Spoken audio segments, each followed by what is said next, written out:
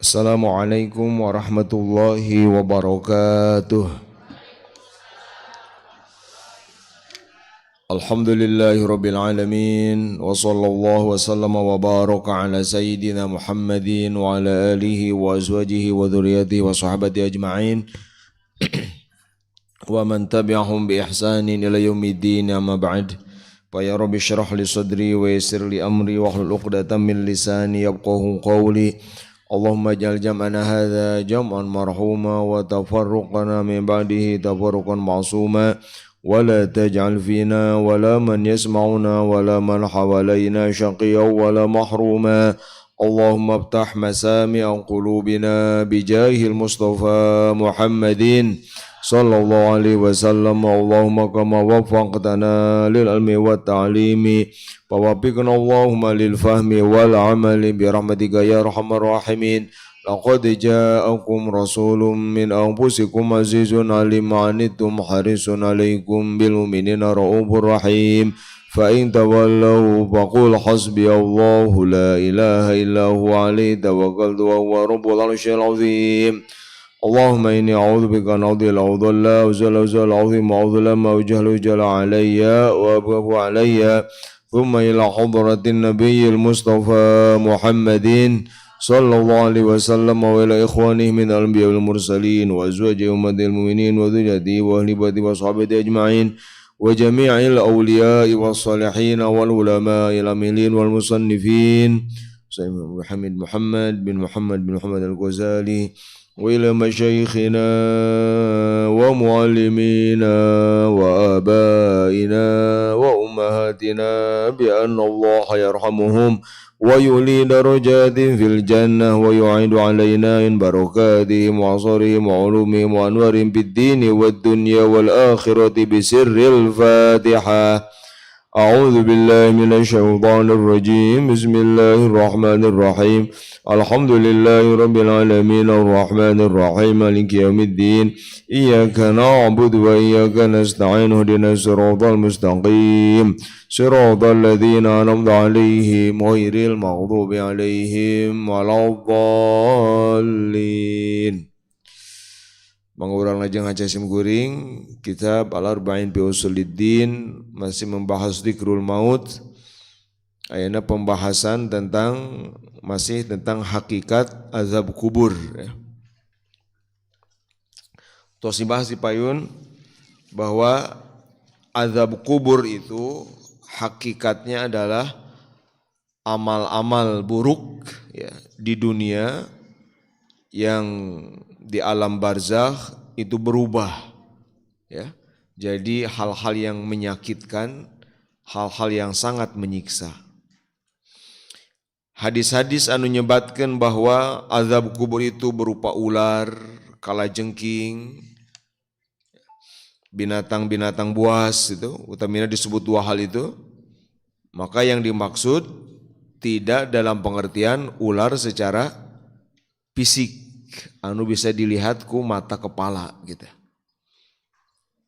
Tetapi bahwa sifat-sifat buruk yang ada di hati gitu, hubbud dunya yang menjauhkan kita dari Allah, itu di alam barzakh bagi mereka yang seperti itu berubah gitu, menjadi azab, menjadi siksaan anu sangat menyakitkan, bahkan lebih menyakitkan daripada seandainya berupa ular yang fisik di luar tubuh atau di luar diri si mayit yang mungkin bisa dihindari gitu. Nah, Al-Imam Al-Ghazali ini memberikan perumpamaan.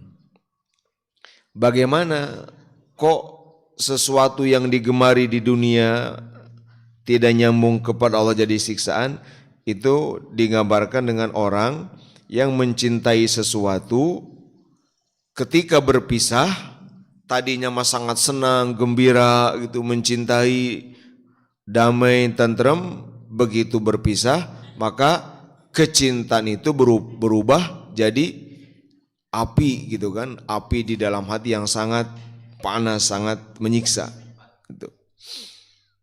Itu. Nah, aya beberapa dalil tina Al-Qur'an sareng hadis anu jadi dasar pemahaman kita tentang hakikat azab kubur seperti itu. Karena Bapak Ibu sadayana tos diulang-ulang seringnya bahwa di alam barzakh itu yang merasakan nikmat atau azab itu adalah ruh. Itu. Upami di alam ayeuna, alam dunia itu melalui jasad gitu ya. Tetap ruh sebetulnya tapi melalui jasad fisik. Penglihatan melalui mata gitu, pendengaran melalui telinga. Sama mau senang mau bahagia ya di dunia mah lewat fisik gitu kan. Capek karena teh lewat nyeri tulang misalkan itu kan. Nyeri penyakit karena lewat bagian tubuh yang sakit gitu. Terhalangi ku fisik. Nah, tapi kalau di alam barzakh atau alam kubur itu yang merasakan adalah roh, rohani kita. Sesekali Sayyidina Imam Ghazali itu dihubungkan sareng fisik. Nah, mana dalilna gitu bahwa siksa kubur itu seperti itu pemahamanna hakikatna. Hiji Imam Ghazali ngutip hadis Imam Muslim, innama hiya a'malukum turaddu alaikum. Balasan-balasan di kubur, azab-azab teh atau balasan-balasan teh adalah a'malukum. Tiada lain adalah amal-amal kalian yang dikembalikan pada kalian. Ini jelas kalimatnya jelas. A'malukum turaddu alaikum, amal-amal kalian yang dibalikin. Ini ketika Nabi menjelaskan tidak azab. Ketika menjelaskan balasan-balasan Allah gitu. Baik-baik atau buruk. Lengkapna ya hadis Nabi, ya ibadi innama hiya a'malukum uhsiyaha lakum summa uwaffikum iyyaha faman wajada khairan falyahmadillah wa man wajada ghaira dzalika fala yalumanna illa nafsah. Semua yang didasarkan di akhirat dimulai dari alam barzakh itu adalah amal-amal yang dikembalikan pada kalian yang Allah bayar dengan penuh gitu, dengan sempurna, enggak berkurang sedikit pun. Maka barang siapa yang menemukan kebaikan, pujilah Allah. Siapa yang menemukan selain itu, selain kebaikan alias keburukan, maka dia jangan menyalahkan, mencela kecuali dirinya sendiri. Nah, ini dalil pertama. Dan anu katami teh gitu. Anu pibungaheun di alam kubur ya amal-amal urang gitu. Anu pika sediheun pika nyeri ge amal-amal urang keneh. Nu kadua ayat Al-Qur'an Allah ngadawu yauma tajidu kullu nafsin ma amilat min khairin muhdara wa ma amilat min su'in tawaddu law anna bainaha wa bainahu amadan ba'ida wa yuhadzirukumullahu nafsah wallahu raufun bil ibad.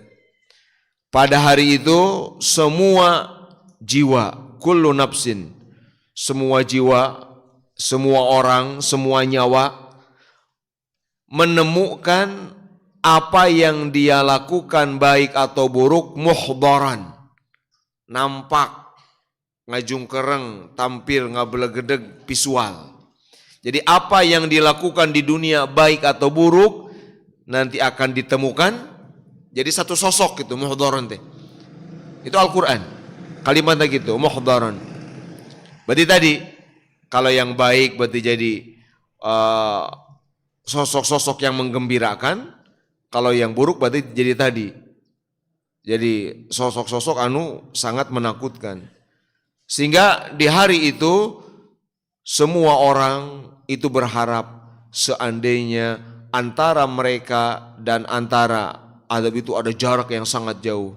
Padahal Allah sudah mengingatkan, wallahu raufum bil ibad, Allah teh sangat baik di alam dunia teh. Ngutus Rasul itu kan, kau ngemutan orang, Rasul ngawariskan ke para sahabat, para tabi'in, atba'ut tabi'in, para ulama. Jadi nggak bisa Bapak Ibu kita di akhirat menghujat Allah.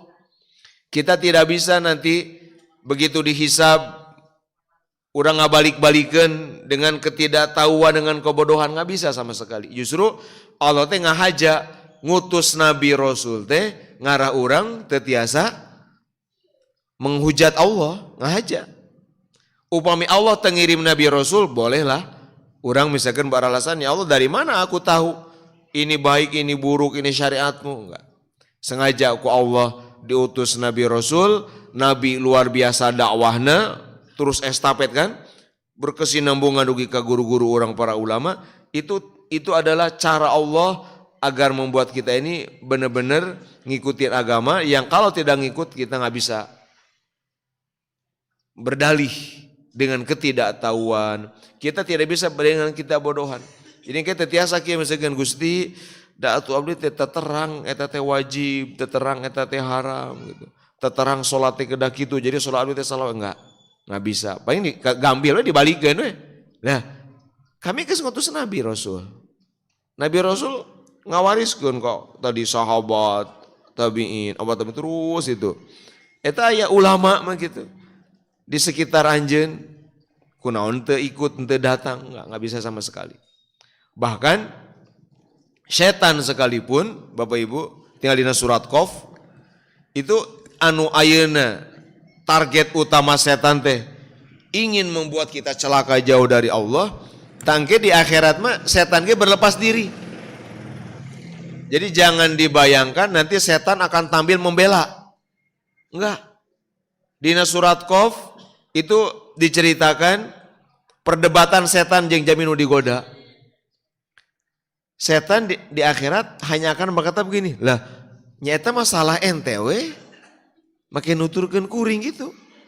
Jadi setan teh henteu kieu, iya ya Allah, dia saya goda ya Allah. Benar dia yang apa? Saya ganggu, saya bisiki sehingga dia ngikutin. Biarlah siksaannya saya aja yang terima. Henteu gitu, Pak. Sieunun setan ge. Justru mata ngagoda teh hoyong aya batur gitu. Itu di akhirat mah setan teh berlepas diri. Ngabalik-balikeun lah. Eta masalah ente we. Salah anjeun make ngikuti kuring gitu. Sehingga surah Allah la takhtasimu ladayya. Tos geus tong pasea hareupeun kuring sugus Allah teh. Semua. Jadi setan wae nya anu naon? Anu puguh kitu nya. Gawena teh ngagoda urang henteu. Gitu. Komo lamun jalmi rerencangan gitu. Wah, enggak ada. Atau bahkan yang disembah sekalipun, anu di alam dunia disembah tah, pamete mah dulu para penyembah Fir'aun, itu jangan dikira Fir'aun nanti akan apa? Membela pengikutnya, enggak. Atau nu ayana ngikutin saha gitu tah. Sehingga karena mengikuti tokoh itu, orang itu, dia jauh dari agama, jangan dikira nanti dia nyelamatin di akhirat. Justru malah, masing-masing we di akhirat mah gitu. Nowi, ini penting kita berhati-hati gitu ya. Memilih teman, memilih pergaulan, memilih kelompok. Nggak ada. Di hadapan Allah nggak ada yang bisa satupun gitu menolak apapun keputusan Allah Subhanahu Wa Taala. Nah ini, Raufum bil ibad. Allah sangat baik. Udah menurunkan wahyu, mengirim para rasul. Gitu. Ini kedua, dalil kedua. Dalil ketiga, di ayat anu sangat populer, surat At-Takatsur. Surat anu paling populer pemi Ramadan. Pasti di aosnya. Rokaat kahiji biasanya naon aosana? At-Takatsur sareng kulhu gitu. Nah, tasawios taraweh ngangenu gitu teu naon, ya tak ngapa-apa gitu. Malah justru bagus karena berurutan. At-Takatsur, Al-Asr, karena sunatna salat mah bacaan surat teh berurutan gitu. Tekenging ngacak gitu. Sesuai urutan mushaf Abdul nanti gitu. Tekenging rakaat kahiji misalkan At-Takatsur, rakaat kedua Al-Qari'ah. Itu makruh. Nah, paling sayana saran simkuring di masjid Bapak Ibu masing-masing teu sawios aosana At-Takatsur sampai Anas, tapi pamibiasana gancang aya nama anca gitu. Yus, amusana tong kali robih gunung panjang bertahap gitu. Gitu. Sim kuring aya alumni, alhamdulillah tos kaanggo di masyarakat. Bulan kamarinya pernah gitu konsultasi. Mungkin dia ingin merubah tapi metodenya lepat. Jadi cenah taraweh teh garancang teuing ku abdi teh dilamikeun we, tapi jadi akhirnya teh aya dua kelompok gitu. Jadi teh ulah kitu keun dan teu salah atuh gancang ge. Paling sakedik-sakedik jadi teh. Wios tetep we bacana mah atakasur tapi ayeuna mah biasana mah sanapas gitu. Tetep atakasur ayeuna mah mun Fatihah teh bismillahirrahmanirrahim. Alhamdulillahirabbil alamin gitu. Dan mau alami gitu nya. Tetap alhaakumut takatsur dan seterusnya. Sekedik lah bertahap. Terus biasa mungkin naik gitu. Jadi ulah sampai dina bab dakwah dina bab agama ulah sampai jadi fitnah. Fitnah teh masyarakat anu tadina sok taraweh jadi taraweh. Alim panjang teuing eta mah. Jadi kedah tinggal situasina. Benten jadi pasantren, ada di pasantren mah santri tiasa dipaksa. Di pasantren mah santri nurut kan gampil karena sedang dididik gitu. Kan teu nurut dihukum gitu di pasantren teu tarawehan. Kan di masyarakat teu tiasa gitu, manya RT ngahukum ngahukum warga nu naon teu tarawehan bari amal sunat gitu. Nah, atakazur tetap diaos misalkan, saya sekedik lah. Mangga tapi sayana mulai meningkat tadi gitu. Mulai tartil tadi mulai meningkat awasana saya sekedik sugan anu biasana sanapas jadi 3 kali sugan itu kan di pangkalan gitu. Bertahap aja bertahap. Yang penting tarawehna tetap berjalan, salat nasah gitu kan. Rukun syaratna utamina terpenuhi walaupun mungkin anu sunat-sunat rada kaliwat gitu misalkan. Itu penting itu dijaga gitu. Ulah sampai merubah malah menghilangkan gitu. Tadi na masjid pinuh jadi satu sap gitu kan ya. Dijaga heula nilai etana gitu. Dan telepat itu kan. Sok aya nu nyebatkeun daripada pendek banyak mendingan sedikit lama ya lepat oke. Udah mendingan banyak rakaat salat begitu. Lebih banyak lebih bagus gitu. Kok milih yang sedikit gitu. Nggak apa-apa itu nggak ada salahnya. Di masyarakat orang ninggal karena pikir ini tuh justru menunjukkan kecerdasan para ulama. Kenapa para ulama dulu misalkan dipilih atakasur sampai anas? Apa kecerdasannya? Satu, sunat adab-adaban baca Quran harus berurut. Gitu. Dua apa? Target utama para ulama dulu ketika mengangkat tarawih adalah resepen heula gitu. Resepen tarawih. Henteu beban heula. Da kan di masyarakat terupi-rupi kan? Aya nu ahli ibadah, aya nu ngan saromadaen nunggul itu kan. Agak rupi, mungkin ada yang punya urusan itu. Jadi secara pikir itu betul. Jadi bedakan standar satu daerah dengan daerah lain. Jangan misalkan ngukur di masyarakat dengan di pesantren tong disamikeun. Aya satu pesantren misalkan sholat sampai jam 10 malam, nya di pesantren eta mah gitu. Terukur siapa orangnya, siapa ini kalau di masyarakat itu berbeda. Intina mah awasana sing laras saratukuna terpenuhi, masyarakat tetap seru tepan bahwa suratna pendek itu nggak ada masalah, tidak melanggar syariat, tidak melanggar syara fikih, kantun ditingkatkan segedik. Nah dina surat At-Takatsur kalla lau ta'lamuna ilmal yaqin latarawunnal jahim. Sargus ya Allah, ingat, kalla, awas, perhatikan. Lau ta'lamuna ilmal yakin, kalau kalian mengetahuinya dengan penuh keyakinan, dengan ilmu yang membuat yakin itu betul-betul 100% apa yang ada dalam pengetahuan dianggap ada, nyata, real, itu ilmal yakin. Sederhana ilmal yakin teh seperti kia, Bapak Ibu percanten ayana Ka'bah. Percanten.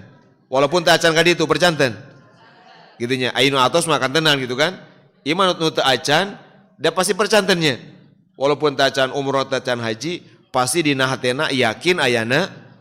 Nah, eta teh namina ilmal yakin. Tahu adanya Ka'bah dan plak di sini enggak akan hilang lagi, bahkan dipaksa untuk sebaliknya pun akan nolak.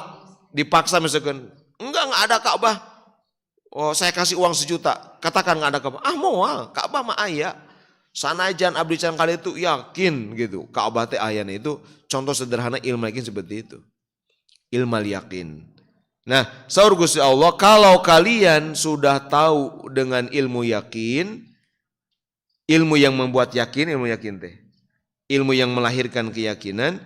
La tarawunnal jahim.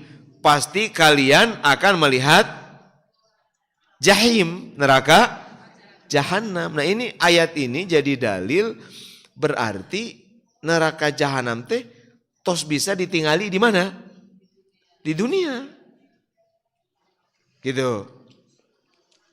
Ayat bicara menuju di dunia. Nah sehingga Saudara Imam Ghazali maksud ayat ini innal jahima fi batinikum patlubuha bi ilmil yakin. Tah jahim teh neraka jahim teh aya dina hate aranjeun. Sok cari dengan ilmu yakin tadi. Upama yakin mah tadi teh ya. Bakal terasa gitu. Mana? Yaitu mun orang makin punya ilmu yakin, ilmu udah benar-benar melahirkan keyakinan, maka seperti hadis Nabi, idza sarratka hasanatuka wa sa'atka sayyi'atuka fa anta mu'min. Orang yang imannya sudah ilmu yakin, maka keburukan akan menyiksa dia. Gitu. Upami seseorang imannya sudah tinggi, bahkan ayah wungkul gitu, udah mulai dia peka kepada baik atau buruk. Setiap keburukan akan membuat dia dari mulai rasa tidak nyaman, rasa tidak tenang, rasa gelisah, sampai rasa tersiksa kalau melakukan keburukan. Kalau orang yang sudah ilmu yakin, sakalina tisoledat gitu, lupa diri ngomongin orang, itu akan jadi siksaan buat dia, nggak nyaman dia. Sehingga segera dia kembali pada dengan taubat. Gitu. Sekalinya dia melakukan yang haram lewat matanya, seperti yang dibahas Ibnu Abbas di Nasuhul Taufik, melakukan maksiat mata, maksiat lidah gitu ya, maksiat tangan, maksiat perut dan seterusnya, maksiat hati, maka itu akan membuat siksaan, ketidaknyamanan, tebetak, gerah, gelisah, tersiksa. Gitu. Sebaliknya, kalau iman sudah bekerja, maka kalau melakukan kebaikan ada ketentraman, kedamaian, adab seperti itu. Tanwawi upami orang salami iya ngalakukan anu saya kurang betah, ngelakukan anu awan tibalik gitu. Ante gelisah gitu. Ngomongkan batur damang we gitu. Atau santai gitu. Gitu ya. Itu berarti tanda apa? Imannya masih kurang, bermasalah gitu. Sehingga tinggal Bapak Ibu saking tidak nyamannya tinggal Rasulullah SAW. Walaupun tebih tingnya ka Rasulullah, para ulama Rasulullah teh teu aya dosana, Rasulullah teh teu aya dosa. Karena Rasul maksum, dimaksum, baik dosa besar atau dosa kecil, bahkan anu makruh ge teu aya di Rasulullah. Baik setelah jadi nabi ataupun sebelum jadi nabi, tapi tinggal kumaha Nabi istighfar sareng tobatna? Kumaha di hadis Bukhari? Berapa kali? Aktsara min sab'ina marratan, lebih dari 70 kali dalam sehari. Jadi bukan 70 tapi lebih dari 70. Berapa lebih dari 70? Bisa 100, bisa 1000, bisa ratusan ribu. Bukan 70, aksar kalimatnya. Di hadis Muslim dicontohan lebih dari 100 teh mi'ah. Lebih dari 70 teh mi'ah. Ini bukan pembatasan. Contoh lebih dari 70, mungkin Rasul lebih dari itu istighfarnya. Loh, Rasul kenapa istighfar? Kan enggak ada dosa. Bukan bab dosa. Rasul mah istighfar bab ketidaknyamanan hati karena merasa diri selalu kurang. Rasul mah tiap saat gitu. Rasul tiap saat naik. Contoh sekarang asal di sini misalkan, makom Rasul. Naik di sini. Begitu naik ke sini, Rasul melihat masa lalu yang sekian detik yang lalu merasa kurang, enggak nyaman. Asa tersisa, istighfar ke Allah. Rasul naik di sini, padahal tadi di sini. Ketika di sini melihat posisi ini, wah, saya kurang, saya nggak ada apa-apanya. Istighfar di sini. Terus begitu. Itu istighfar Rasulullah SAW. Sana sepeda dosa. Jadi itu iman itu begitu. Akan membuat peka kalau melakukan keburukan akan tersiksa. Jadi ayat ini dengan penafsiran Imam Ghazali sejalan dengan hadis tadi. Idza saratka hasanatuka wasa'atka sayyi'atuka fa anta mu'min. Maka maksud Imam Ghazali, patlubuha bi ilmil yakin, sok cari miliki ilmu yakin, betul-betul yakin pada Allah, litarawha qabla an tudrikuha bi ainil yakin, agar sebelum nanti di akhirat dengan ainul yakin, ku mata bungkelekan, dengan mata kepala di akhirat mah melihat jahim teh. Nah, orang yang beriman dia akan sudah bisa merasakan jahim dengan ilmu yakin di dunia sebelum dia melihat jahim dengan ainul yakin di akhirat. Nah, ini jadi dalil berarti tadi teh ya. Berarti bahwa eta teh tos aya, tos nyampak gitu. Sana sesuatu anu di luar diri si mayit. Itu dalil ketiga.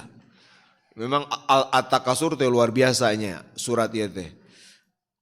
Terapi untuk mengobati takasur. Apa itu takasur? Bapak Ibu? Surat paling populer, takasur teh naon? Takasur teh berlomba memperbanyak sesuatu. Memperbanyak dunia. Itu namanya takasur. 3 hal. Karena kalau dunia pasti bawaannya lomba, pasti bawaannya bersaing. Kalau orang punya ambisi satu memperbanyak harta, itu pasti dia akan bersaing, pasti dia nggak akan nyaman dikalahkan orang lain. Takasur, memperbanyak pasti ada persaingan, harta. Apa 2? Kedudukan, pasti itu. Kalau orang ingin punya kedudukan tertentu, resiko dia harus bersaing, gitu. Yang ketiga, kesenangan. Kalau dia ingin banyak kesenangan gitu, kesenangan yang didengar, yang dilihat, yang dirasakan segala macam, itu pasti dia harus bersaing. Nah, itu namanya takasur. Itu hubud dunia namanya, cinta dunia, takasur. Nah, surga Allah kalau kita banyak memperbanyak seperti itu alhaakum, akan membuat kita lalai dari kebaikan. Pasti kalau kita mengejar yang 3 ini akan lalai dari kebaikan. Nah, apa obatnya? Hatta zurtumul maqabir. Sampai hilangnya yang 3 itu, hilang nih yang 3 ini kalau sudah dikubur berarti. Zurtumul maqabir teh berarti mati, atau sebaliknya ziarah kubur. Zurtumul maqabir udah masuk ke dalam kubur berarti udah mati, udah enggak ada lagi. Malah penyesalan teh ya. Anu 3 teh akan jadi siksaan teh ya. Atau sebaliknya, ini isyarat ziarah kubur itu akan jadi obat itu. Jadi ziarah itu pentingnya adalah untuk itu sebetulnya mah. Jadi kudah nama uwi ziarah teh jadi zuhud. Ini mah uwi ziarah teh jadi beki resep kana dunia. Bahkan ziarah lagi ke urusan ngahaja ziarah cenah kasuran Kalijaga ngarah dagang payu. Ngahaja orang ziarah ka Wali Songo ngarah kapilih jadi lurah. Jadi mah ziarah teh lain inget kana akhirat. Karena ge uwi ziarah teh, Gusti, abdi teh bakal maot, abdi aya ziarah ieu mah para wali, tos maot ge digunjungi, engke mah pimanaeun abdi teh Gusti. Duka teh can puguh abdi mah gitu tos maot teh, boa saha anu ngazarahanna. Nah, aing berpikir akhirat, maka pulang dari ziarah dia makin semangat akhirat ibadah. Kalaupun dia ada urusan dunia, dunianya punya visi akhirat, dagangnya jadi akhirat, kerjanya jadi akhirat, akan begitu. Itu pentingnya ziarah teh. Itu saudara senama. Ya, nawi ziarah itu kada dibarengi ku ilmu. Ai ziarah mah saya dah halal gitu nya. Henteu diharamkeun ziarah mah. Mun kantun tadi tujuan ziarah teh apa? Disyariatkeun ziarah teh ngara emut maot gitu. Urang disyariatkeun ziarah teh ngara mengingat kematian. Emut karena maut, batur mah maut teh kitu, sae gitu, diziarahan, didoakeun. Urang mah kumaha gitu. Akhirnya kita memaksimalkan diri supaya maut teh sae gitu. Nah ini ya. Hatta zurtumul maqabir kalla saufa ta'lamun. Itu kan tsumma kalla saufa ta'lamun. Kalla law ta'lamuna ilmal yaqin la tarawunnal jahim. Itu di dunia. Summa, nanti jauh lagi di akhirat, cek sani masuk itu berjarak jauh. tsumma latarawunnaha ainal yaqin. Nanti di akhirat melihat nyata dengan mata langsung. Tsumma latus'alunna yauma idzin. Nah, saat itu di akhirat itu ditanya anin naim, dari segala kenikmatan, sampai nanti akan ditanya tentang air putih yang diminum. Ditaros dah, dihisab. Nya pedah ya gitu disuguhan cai teh haneut air putih anget itu dihisab. Nah lamun teh gaduh ka akhirat kan cok urang dihisab keteh gitu. Eta sekedar air putih. Sampai para sahabat itu ketika ngadangu Rasul ngajar si atakasun narangis ya di lomba itu. Aduh, kayak gitu mah abot gitu. Iya. Gitu. Nah itu hanya ada kalau tadi kalau dalam segala punya nilai akhirat. Atau seperti tipe itu disebutkan. Kumang nggak bener akhirat ya ada dzikir ya. Misalkan pada barang leut, aos basmalah itu kan. Nah berarti udah itu. Dihisab tetap tapi aman gitu.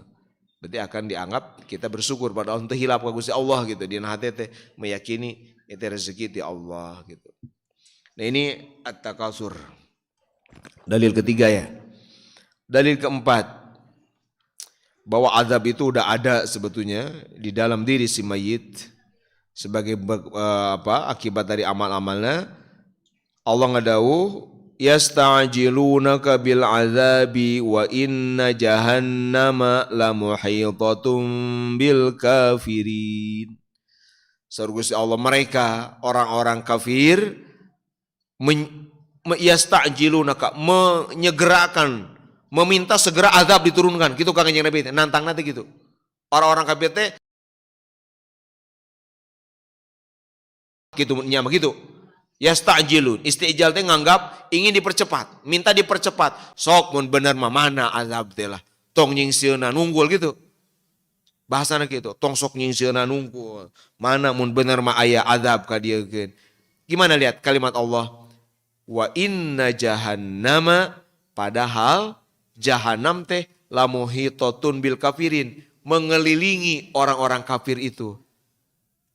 Ya pemingau bahasa santri, kalimatnya sanes kieu, sesungguhnya jahanam itu mengelilingi, sedang mengelilingi, meliputi orang kafir. Kalimatnya bukan sesungguhnya jahanam akan, bukan gitu.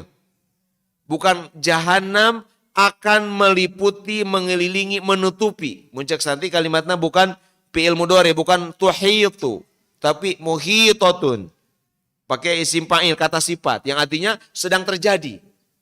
Jahanam itu sedang mengelilingi mereka. Mereka telah dikelilingi jahanam. Bukan jahanam akan. Yang kalau akan mungkin kita bisa artikan, oh can aya jahanam teh. Gitu. Walam yakul inna hasatuhitu balqala hiya muhitatu. Nah ini jadi dalil. Berarti jahanam teh tos ada di orang kafir anu ayeuna kitu teh udah meliputi dia, mengelilingi dia, menutupi dia.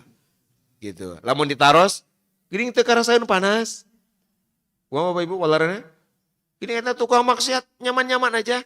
Nah, kita udah jelaskan bahwa dia terbius oleh syahwat. Upami urang tadi teh kurang peka. Geuning urang teh aya we dosa teh gitu kan? Dosa naon we aya. Geuning teu peka. Itu kode isyarat syahwatnya masih tebal, masih ngebius. Orang kalau imannya makin tinggi, syahwatnya tipis, biusnya hilang, mak peka. Tadi sok benten-benten, punten. Di dia mungkin benten-benten, nu di dia, nu sadayana. Aya nu begitu naon misalkan rada gampang dilakukan dosa-dosa lisannya, begitu ngabohong misalkan, ngabohong we. Walaupun guyon kan nggak boleh. Ada mungkin yang begini, begitu ngabohong walaupun heureuy, kan heureuy ge haram ngabohong mah tetep. Anu nyingsinan budak misalnya gitunya, atau pura-pura alim padahal hoyong. Ibu tuang heula pada mah lapar. Oh wios itu henteu gitu. Pada mah lapar kan dosa teh. Gitu. Nggak? Gitu. Pada mah kabita orang teh gitu ya. Onten teh mah gitu. Pada mah mangawel aja gitu. Nah apa? Mungkin ada orang yang beresnya harus gitu teh. Biasa. Ada mungkin yang begitu-gitu teh. Biusnya udah tipis apa? Begitu melangkah 3 langkah. Astagfirullah tadi kok saya nggak bohong guyon. Mungkin begitu, beda-beda. Nah itu kepekaan gitu. Tersiksa kan berarti dia, nggak nyaman. Ada mungkin berbohong Misalkan walaupun seperti guyon ya ke anak-anak kenying sieunan. Mungkin ada yang biasa-biasa aja, ada yang baru peka setelah 1 jam, setelah 2 jam. Ada mungkin yang 5 menit tadi inget, nah tadi teh berbohong. Astagfirullah, gak nyaman, takut gitu tuh. Kan menyiksa takutnya. Ngomongin orang lain. Mungkin ada yang begitu, ngomongin baru 1-2 ucapan, langsung peka. Da biusnya tipis ya biusnya. Langsung, ngomongin gak nyaman. Ada yang mungkin setelah 30 menit, setelah 1 jam, atau bahkan mungkin baru besok. Ini beda-beda. Yang membedakan adalah iman. Dari ilmu yakin beda. Nah, tugas kita adalah itu, melatih itu. Nah, berarti udah ada gitu kan. Nah, kalau ada pertanyaan, gini eta tadi deh. Oh, gini eta tukang maksiat, sih gak nyaman wae. Orang kafir kayaknya happy-happy aja hidup di dunia.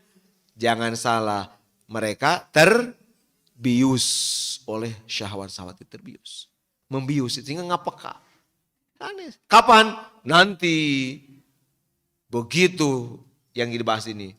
Masuk alam barzah, disitulah. Karena biusnya udah hilang. Syahwatnya kan udah hilang, udah pisah kan?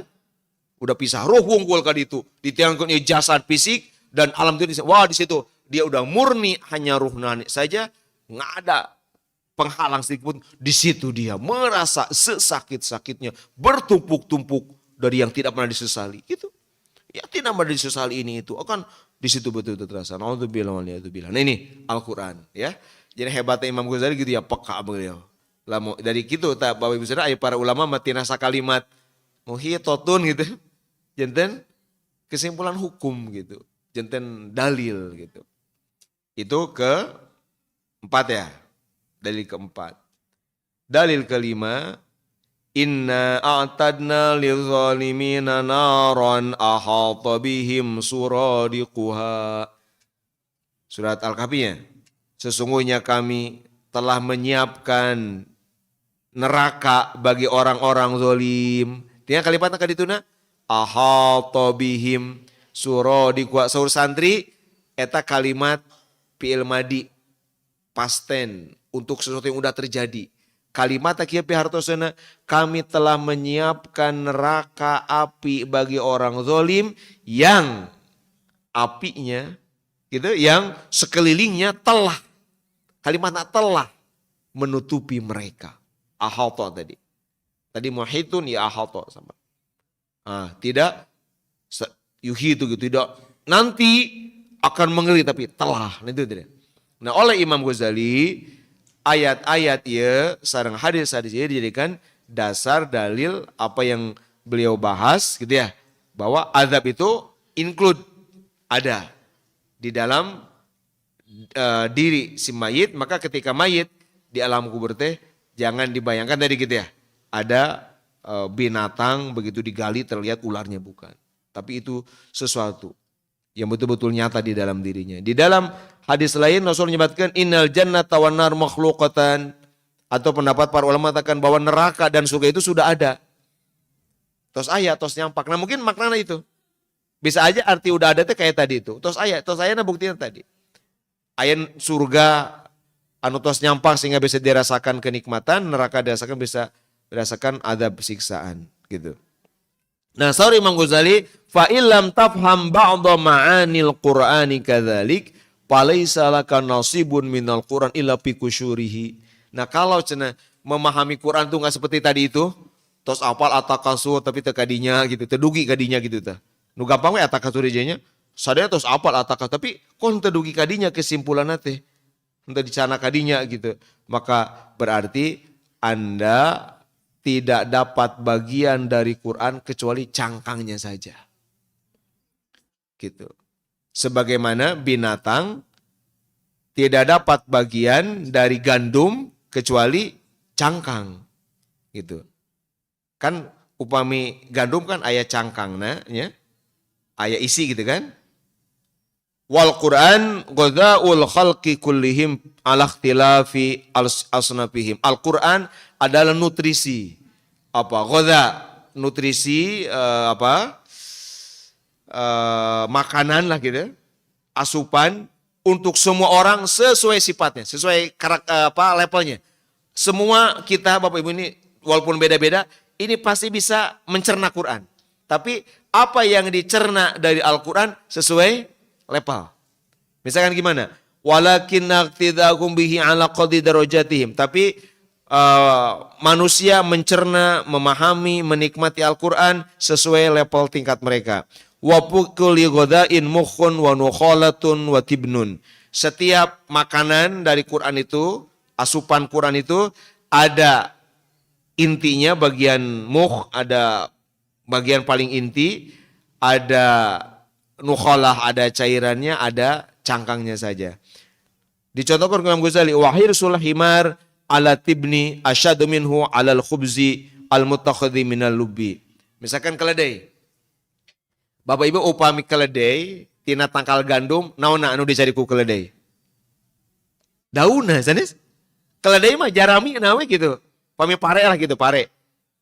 Orang ngargamnya gandum, orang kira akrabnya. Walaupun di dia contohnya gandumnya ada mungkin di Arab gitu. Padi. Upami sapi, domba, keledai, ketika diberi padi, anggap Quran ini padi gitu, diumpamakan. Maka kalau keledai mah merasa cukup dengan daun aja. Dia menikmati padi tapi hanya sampai pada level daun. Asa wareg ku daun kayak gitu. Asa puas dengan mengkonsumsi daun padi jarami itu ya. Gitu. Tapi kemudian berbeda kan? Upami orang jalmi naona. Orang mah justru dipicen temannya. Justru diambil yang seperti kecil, yang untuk ngambilnya lebih perlu usaha kan. Digebot heula atau digiling dulu itu kan. Itulah padi. Nah, maka kalau kita memahami Quran hanya berhenti di cangkang, saya Ghazali, wa anta syadidul hirsi ala alla tufariqa darajatal bahimah. Berarti kita enggak jauh dengan binatang gitu, dalam arti itu gitu. Orang teh hanya terang naon unggul, cangkang naungkul tina Quran gitu. Gitu ya. Wala tataraqa ila rutbatil insaniyah bal ilal mulki ilal malakiyah fadunaka wal insiroha fi riyadil Quran papi matul lakum wal anamikum. Tetabihan gitu, naik jadi kena level manusia, ngambil intina atau level malaikat. Sehingga kita penting untuk terus mengkaji Al-Quran. Nah, tadi terus dinasihatkan di awal ya. Mudah-mudahan bulan Ramadan ayeuna kurang Quran teh mung sanes bacaan unggul. Gitu. Tapi naik sekedik. Dan targetnya damekeun aya target hatam baca, aya ge target tadabbur, tafakur. Gitu. Untuk target baca hatam ya harus cepat. Misalkan membadi sekian kali. Nah, tapi nanti juga ada target di lenyepan, dikaji. Tentu tidak bisa sendiri kan? Tidak bisa menggunakan terjemah. Karena terjemah Quran itu terbatas.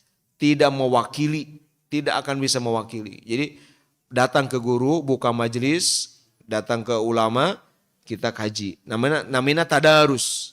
Tadarus itu saring mempelajari Al-Quran. Pami baca doang namanya tilawah. Sebetulnya istilahnya. Tapi tenanaun namanya istilahnya walaupun lepat nganggo. Nah kalau secara pribadi baca itu tilawat. Kalau tadarus minimalnya saling menyambung. Mengoreksi bacaan, menyimak bacaan atau dikaji. Baca ayat ini setelah beres baca bagusnya sebelum bubar majelis tadarus dikaji 1-2 ayat.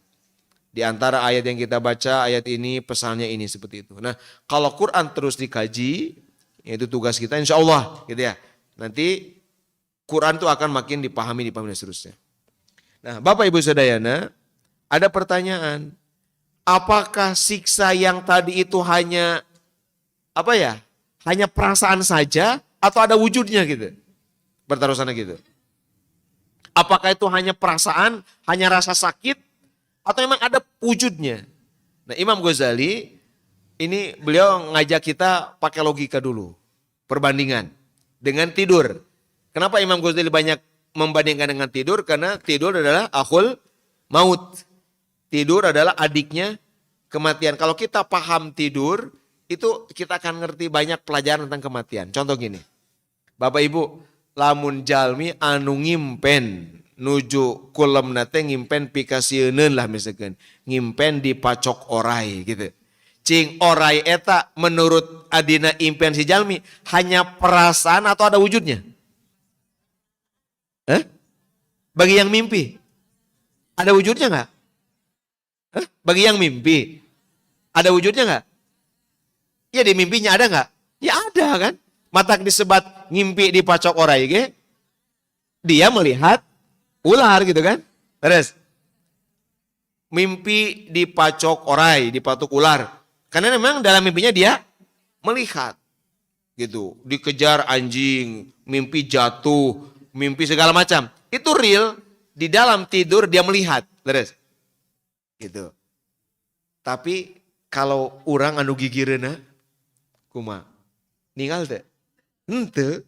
Terus eta urang ningali gigireun urang dugi ka kesangan, rencangan urang, kunaon guguru-bugan kesangan gitu. Begitu gugah teh kumaha ceuk anjeunna? Waduh, saya ngimpi di pacok orai, ngimpi di udak anjing. Urang teh ninggal kan? Cek urang teh mana orayna? Mana anjing dan segala macam? Enggak. Nah, begitupun cara memahami azab kubur. Kenapa? Karena alam kubur beda dengan alam kita. Sama seperti tadi, orang yang sedang terjaga bangun, beda alamnya dengan orang yang tidur. Alam tidur udah masuk sepersekian alam malakut lah. Udah keluar dari alam musyahadah sedikit. Masuk ke alam tidur tuh. Udah mulai jauh dari alam-alam apa? Alam fisik udah mulai jauh. Sehingga mulai ayah seperti maka beda. Anu nyata bagi orang yang tidur sampai hasesos, sampai kesangan, bahkan sampai ada sensasi sakit gitu kan dari mimpi ku urang mah teh kayana naon. Nah itu cara mudah memahami ayana azab kubur dengan memahami fenomena di dalam tidur. Sakitu nu kapihatur, mudah-mudahan ilmu nu manfaat kayak urang sadayana, sing janten ilmu anu mamajalan taufik, urang sing trastikul maut dina waktosna urang sing husnul khatimah sadayana. Amin ya rabbal alamin. Hadani Allahu wa iyyakum ajma'in wa rahimakumullah wa wal muwaffiq ila aqwamit thoriq. Wassalamualaikum warahmatullahi wabarakatuh.